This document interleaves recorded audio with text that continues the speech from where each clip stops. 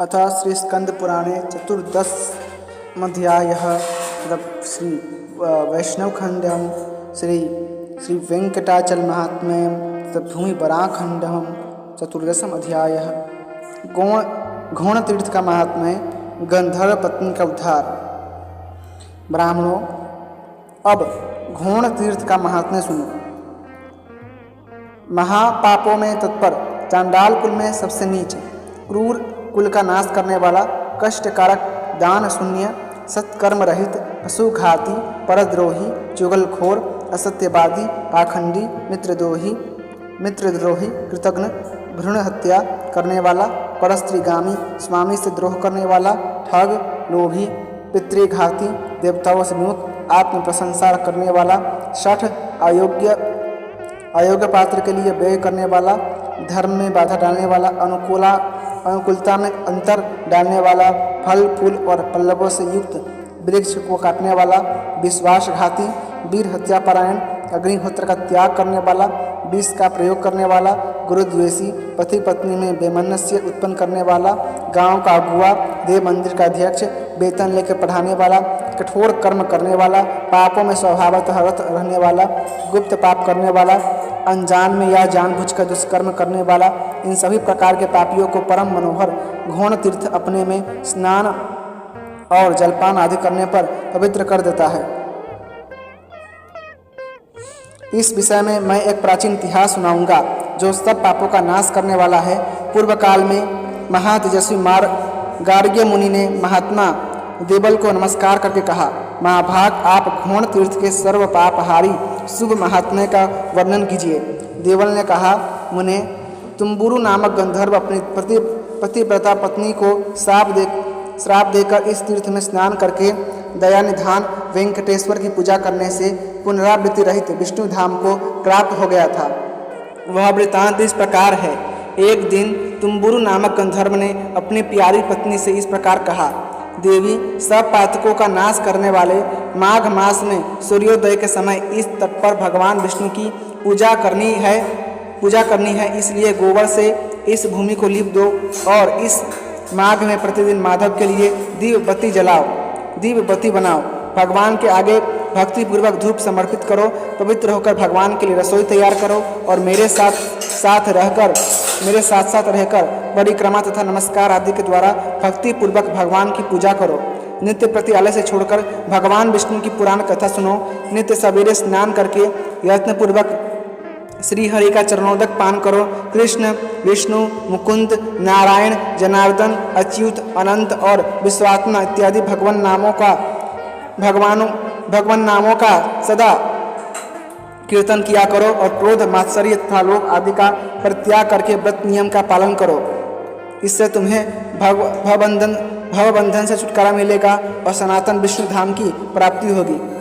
स्वामी का ऐसा कथन सुनकर गंधर्व की उस प्यारी पत्नी ने क्रोधपूर्वक उत्तर दिया, आर्यपुत्र, माघ के महीने में बहुत सर्दी पड़ती है। उस समय प्रातः काल जबकि सूर्य का तेज बहुत मंद रहता है, सूर्योदय काल में कोई कैसे स्नान करेगा? माघ में उस समय शीत का अधिक कष्ट रहता है, इसलिए आपके बताए हुए ये सब कार्य मुझसे बार बार न हो सकेंगे। अतः प्रातः काल में मैं आपके साथ स्नान नहीं करूंगी, क्योंकि अधिक सर्दी पड़ने से यदि मेरी मृत्यु हो गई तो उस समय आप मेरी रक्षा नहीं करेंगे। पत्नी की यह बात सुनकर तुम्बुरु ने सोचा कि धर्म विरुद्ध चलने वाले पुत्र को, अप्रिय वचन बोलने वाली पत्नी को तथा ब्राह्मण एवं ईश्वर को न मानने वाले राजा को तत्काल श्राप के द्वारा दंड देना चाहिए। इस नीति के वचन का विचार करके गंधर्व ने अपनी सती पत्नी को इस प्रकार श्राप दिया, ओ मूढ़े, 100 पातकों का नाश करने वाले परम पुण्य में वेंकटाचल पर घोण तीर्थ के समीप जो पीपल का वृक्ष है, उसके खोखले में तू मेढकी हो जा। पति देव की यह बात सुनकर वह गंधर्व वल्लभा उनके चरणों में गिर पड़ी और प्रार्थना करने लगी। तब तुम्बुरु ने उसे श्राप से मुक्त होने की यह अवधि बतलाई कि अपनी इंद्रियों पर विजय पाने वाले परम तपस्वी महाभाग अगस्त्य मुनि जब महातिथि पूर्णिमा को परम उत्तम घोण तीर्थ में जाकर स्नान करेंगे और इसी पीपल वृक्ष के समीप बैठकर शिष्यों को घोण तीर्थ का महात्म्य बतलावेंगे, उस समय पीपल के खोखले में ही एकाग्रचित होकर जब तुम मोक्षदायी घोण तीर्थ का महात्म्य सुनोगी तब समस्त पापों का नाश करके मेरे साथ आ मिलोगी। गंधर्व के ऐसा कहने पर उसकी धर्मपत्नी चुप हो गई। स्वामी के श्राप से उसने मेढक के शरीर में प्रवेश किया और धीरे धीरे शेषाचल के शिखर पर घोण तीर्थ के दक्षिण उस पीपल वृक्ष के खोखले में जाकर रहने लगी। तदंतर किसी समय अगस्त जी मनोहर वेंकटाचल पर गए। वहां उन्होंने नियम पूर्वक स्वामी तीर्थ में स्नान करके वराह स्वामी को नमस्कार किया। तत्पश्चात उस तीर्थ के दक्षिण वेंकटेश जी के मंदिर में जाकर वेदों के द्वारा जानने योग्य विशाल नेत्र वाले सनातन देव दयानिधान श्रीनिवास जी को मस्तक झुकाया। उसके बाद वे घोण तीर्थ में गए और वहां शिष्यों के साथ उस श्रेष्ठ तीर्थ में स्नान करके उसी पीपल वृक्ष की छाया में जा बैठे। उस समय उन्होंने शिष्यों से भक्तिपूर्वक घोण तीर्थ का पवित्र महात्म्य वर्णन किया, जो ब्रह्म हत्या का नाश करने वाला तथा संपूर्ण मंगलों और समस्त संपदाओं को देने वाला है। उस महात्म्य को सुनकर वह मेढकी पूर्ववत गंधर्व पत्नी के मनोहर स्वरूप को प्राप्त होकर योगी अगस्त्य के चरणों में गिर पड़ी और बोली, योगियों में श्रेष्ठ दयानिधान अगस्त्य जी, मेरी रक्षा कीजिए। ब्राह्मण, मैं पति के वचनों का विरोध करने वाली स्त्री हूँ, दया करके मेरी रक्षा कीजिए। अगस्त्य जी बोले, देवी, तुम्हारे पति की बुद्धि बड़ी तीक्ष्ण थी। उन्होंने जो रोष में आकर तुम्हें श्राप दिया है वह पति के वचनों का विरोध करने वाली तुम जैसी स्त्री के लिए उचित ही है। जो स्त्री पति के वचनों की अवहेलना करके अपनी इच्छा के अनुसार बर्ताव करती है, वह जब तक चंद्रमा और तारे रहते हैं तब तक घोर नरक में निवास करती है। स्त्रियों के लिए स्वतंत्रता उचित नहीं है। उन्हें पति की आज्ञा का उल्लंघन नहीं करना चाहिए। स्त्रियां पति की सेवा तथा पतिव्रत्य रूपी पुण्य से ही भगवान विष्णु के परम धाम में जाती हैं। स्त्रियों के लिए पति ही माता है, पति ही विष्णु है, पति ही ब्रह्मा है, पति ही शिव है, पति ही गुरु है तथा पति ही तीर्थ है, ऐसा विद्वान पुरुष मानते हैं। पति की बात टालकर जो स्त्री दूसरे पुण्यों में सदा लगी रहती है वह भी शुद्ध नहीं होती।